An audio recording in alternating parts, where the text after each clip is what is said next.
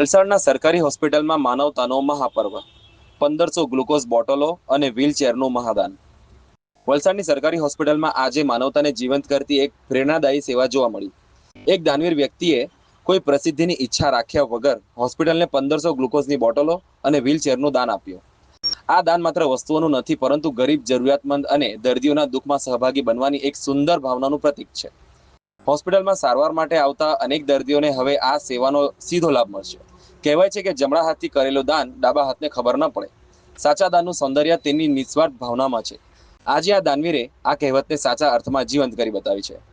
આ માનવતાભરી પહેલ બદલ હોસ્પિટલના સ્ટાફ દ્વારા તેમનો આભાર વ્યક્ત કરવામાં આવ્યો, પરંતુ સાચો આભાર તો હજારો દર્દીઓની દુઆઓમાં અને તેમના પરિવારજનોની ખુશીમાં છુપાયેલું છે।